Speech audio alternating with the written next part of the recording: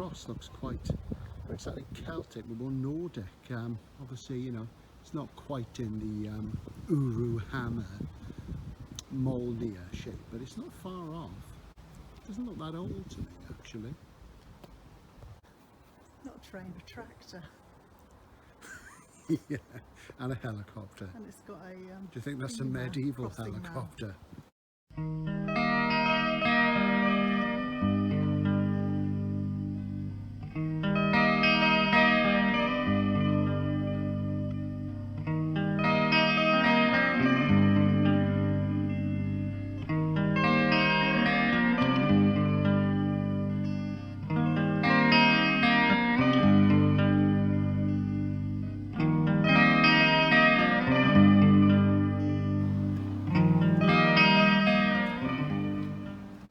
I just happened to be in Devizes today. I don't think I'm getting any scores sure, but we'll have a bit of a wander around.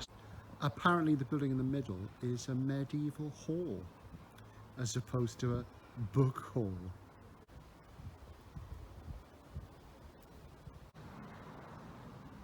It's a big church, actually.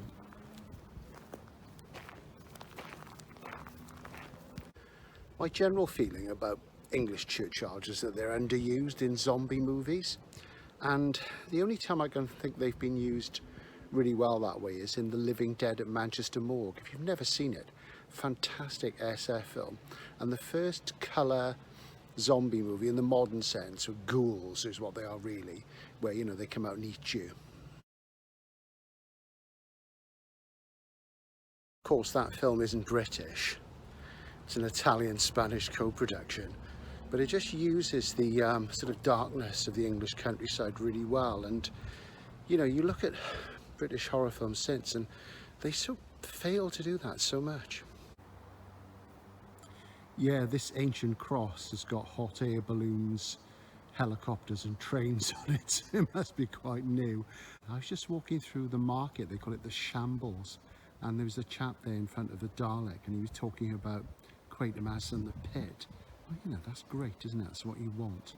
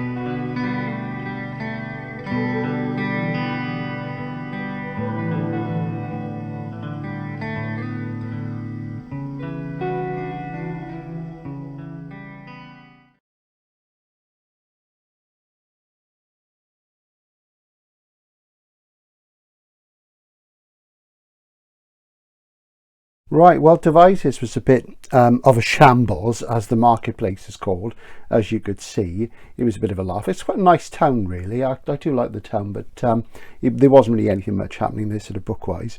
So I thought I'd show you some stuff I got on the post recently and have acquired recently from work. And I'm really, really pleased to have this again, The Complete Traveller in Black by John Brunner, which is an absolutely fantastic sequence of fantasy novellas. And I used to have this back in the 80s. This is an 80s edition. I must have bought it about 84, 85. And I'm going to cover that in a bit more depth in an upcoming sword and sorcery video, which might actually be up by now, because I'm not sure when I'm going to post these. So maybe it'll be up. It'll be another one of those time paradoxes that I know you love. The shorter version is called The Traveller in Black. This is The Complete Traveller in Black, which has all 5 stories. And they were magazine stories, 60s and 70s, and they really are elegant and fantastic. Amongst Brunner's best work, I think, personally. Right, and I was really, really, really pleased to get this. Asimov, the rest of the robots, and this is a Grafton one.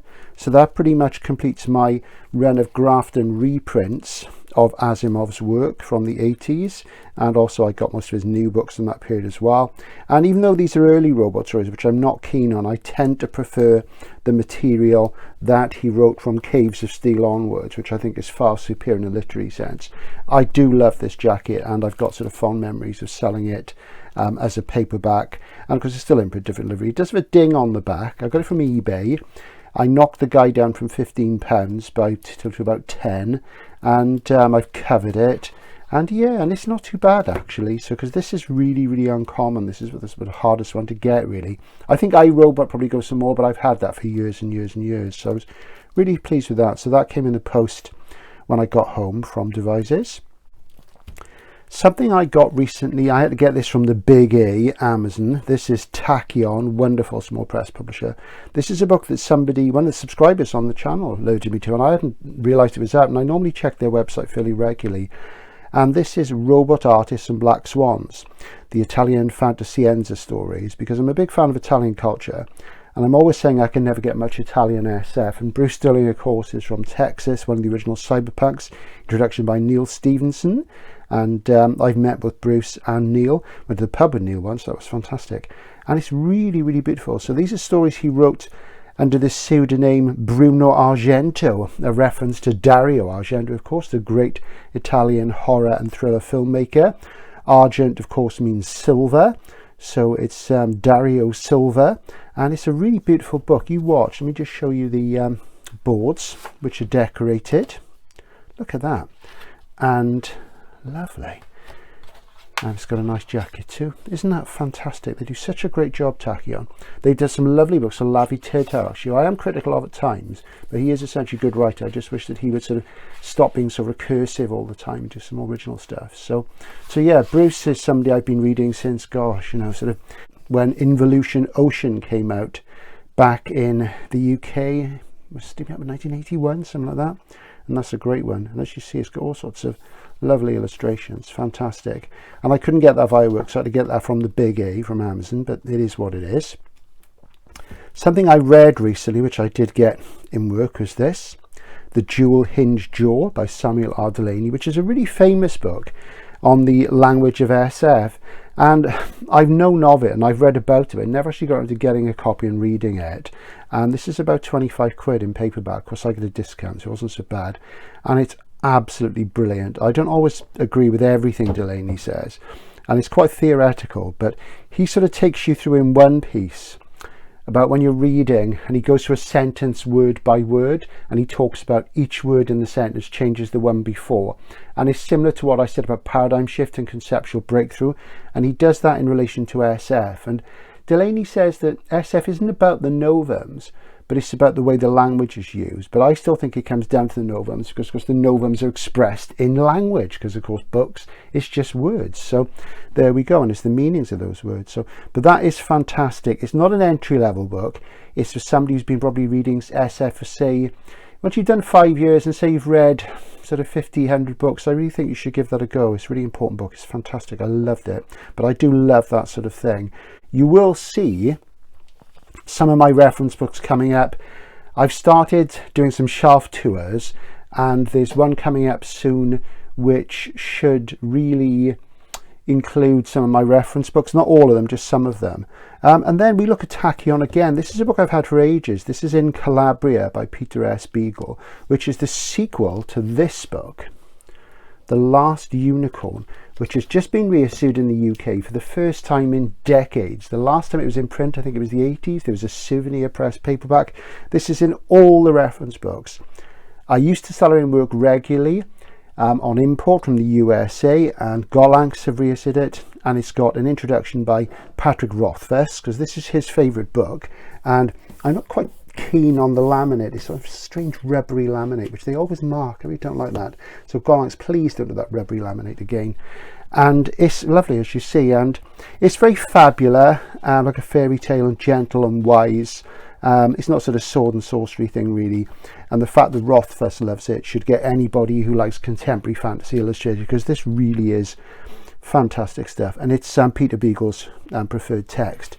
This is the sequel, as I say, which is In Calabria, and there is the third one which I haven't got, and I've read The Last Unicorn many years ago, and Beagle's a very fine writer, like I say in all the reference books. I think this is in my 100 Fantasy. I'm pretty sure that Nick wrote it up rather than me. This is the sequel. It's absolutely beautiful. It's got that lovely medieval tapestry picture of a unicorn, as you see, fenced after it's come along to the Virgin. It's sort of sat in the forest and it's put its head in a lap and it's been captured, because that's how you capture a unicorn.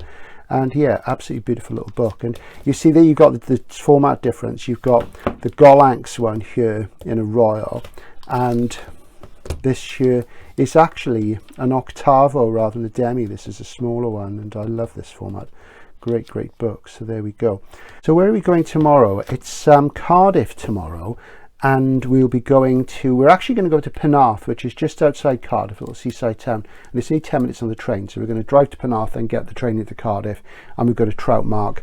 And I probably won't film much in Troutmark, but I'll show you my haul after, because I usually get some stuff there because it's such a great shop, and you can see the other Troutmark sort of hauls on other videos I've done. If you can't find them on the channel, stick a comment in and I'll pop a link in for you. So yeah, so that's some of the stuff I've bought. You're not always lucky when you go out on a book hunt. It doesn't always happen. So number 4, as I say, is going to be Penarth, and then the final one, number 5, will be Hay-on-Wye. That'll probably be a big haul, and that'll be my 4th Hay visit in a year. I don't think I've ever been to Hay 4 times in a year. I've been twice a year many times, so that's going to be quite exciting, and you'll get to see what I come up with from there again. Bye for now.